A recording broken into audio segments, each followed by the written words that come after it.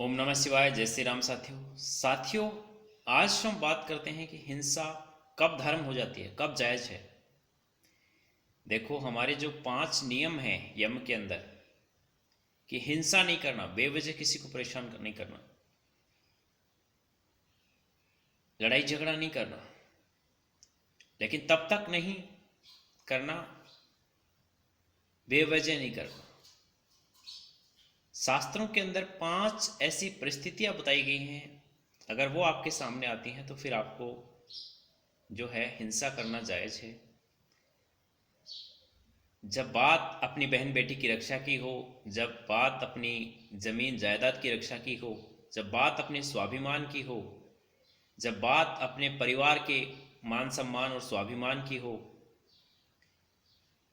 अपने माता पिता की रक्षा की हो, तो हथियार उठाना जायज है।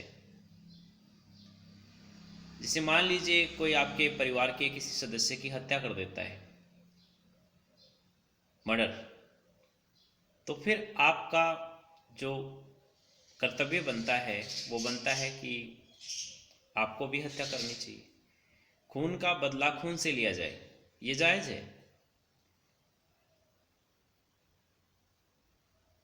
लेकिन अगर बेवजह आप किसी को मारते हैं, पीटते हैं, किसी से लड़ाई झगड़ा करते हैं, जबरन किसी की ज़मीनों पे कब्जा करते हैं, किसी की बहन बेटी के साथ गाली गलौज करते हैं, तो वो गलत है।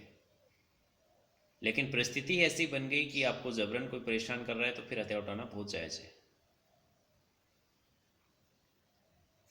तो साथियों, जब आपके सामने ऐसी परिस्थिति हो तो सबसे पहले तो आप बदले की भावना को छोड़िए और बदलाव के लिए काम करिए। आज कानून बहुत सक्षम है, कानून की सहायता लीजिए,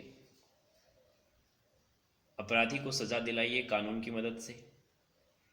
लेकिन फिर भी कई बार क्या होता है, अपराधी बहुत सक्षम होता है, बहुत ऊंची पहुंच वाला होता है, तो कानून उसको सज़ा नहीं दे पाता है। तो अगर कानून से भी अपराधी बच जाता है तो फिर खुद हथियार उठाइए और उसको सज़ा दीजिए, ये आपका कर्तव्य है। क्योंकि भगवान कृष्ण भी गीता में कहते हैं कि जब शांति प्रस्ताव ठुकरा दिए जाते हैं, शांति के समस्त जो प्रयास हैं वो व्यर्थ चले जाते हैं, तो फिर युद्ध निश्चित होता है। फिर युद्ध ही विकल्प है, फिर युद्ध का कोई विकल्प नहीं है। इसलिए अंतिम विकल्प के रूप में युद्ध को चुनिए। युद्ध तो निश्चित है, क्योंकि जो दुराचारी व्यक्ति है, जो राक्षसी प्रवृत्ति का व्यक्ति है, वो ऐसे मानने वाला नहीं है। वो तभी मानेगा जब उसका सब कुछ छिन जाएगा, उसका विनाश होगा। तो साथियों, जब ऐसी परिस्थिति आपके सामने हो तो ज़रूर युद्ध करिए और निश्चित रूप से उस परमात्मा के आशीर्वाद से आप विजयी होंगे। धन्यवाद। जय हिंद, जय भारत।